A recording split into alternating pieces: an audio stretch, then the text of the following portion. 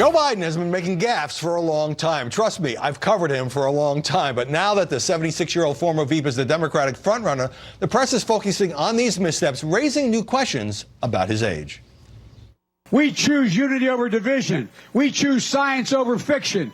We choose truth over facts. Those kids from Parkland came up to see me when I was vice president. They went under and some of you covered it. We have this notion that somehow if you're poor, you cannot do it. Poor kids are just as bright and just as talented as white kids, wealthy kids, black kids, Asian kids. President Trump is seizing on each mistake and clearly suggesting that Biden is over the hill. Joe Biden has truly lost his fastball. Joe Biden is not playing with a full deck. Biden makes a fair number of gaffes. He met with the Sandy Hook elementary students when he was vice president, not Parkland High School. He talked about Margaret Thatcher when he met Theresa May. The press is now really pouncing on this and linking it to his age. Is this being overplayed? I'm not sure it's being overplayed, but as you referenced earlier, it shouldn't surprise anyone.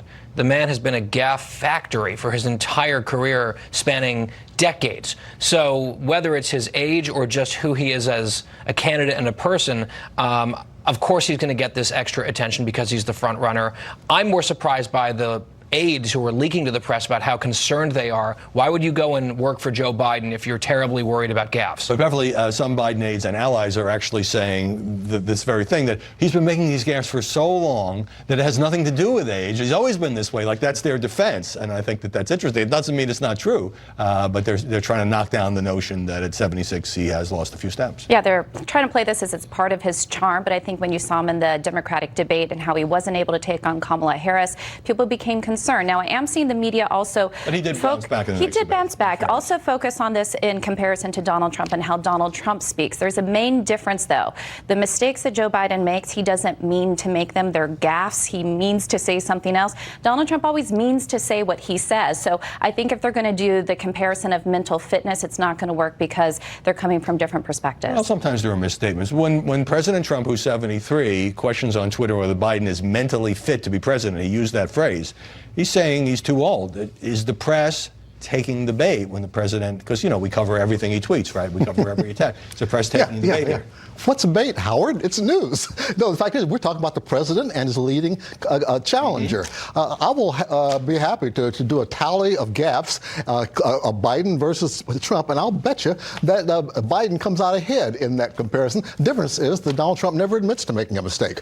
Although I think he did backpedal a bit on after the Hollywood Access Hollywood tapes came out. Oh, you said it was locker room talk. Yeah. But he also apologized kind of generically. All right, let me get to one other thing, which is it's not only Republicans who are unhappy with the press. Democrats also. Here's Bernie Sanders a few days ago in New Hampshire. I wonder why the Washington Post, which is owned by Jeff Bezos, who owns Amazon, doesn't write particularly good articles about me. I don't know why. But I guess maybe there's a connection. Sanders later backed off Guy, saying, do I think Jeff Bezos is on the phone telling the editors what to do? Absolutely not. And the editors all say that Bezos doesn't do that. He's blaming the corporate media now. That was his defense. Bernie's cranky, right? The campaign's sputtering. I also think there's a sense of entitlement among Democrats. They almost always get favorable press from the media compared to Republicans. And when it strays from that, when their coverage isn't quite so glowing, they get upset about it. And we've seen this from progressive Twitter in the last couple of days, Just too. very briefly, do you agree with that? No, of course not.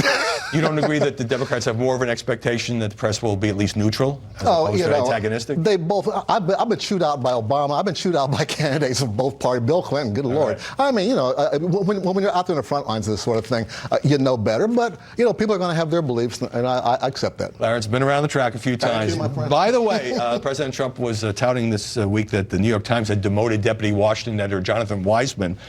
He said for bad reporting. He said Weissman should have been fired. It was actually for bad tweets, in part about Rashida Tlaib and Ilhan Omar, saying they're not really from the Midwest. The Times saying serious lapses in judgment. Be careful on that Twitter. Clarence Page, Beverly Hallberg, Guy Benson, great to see you all this Sunday.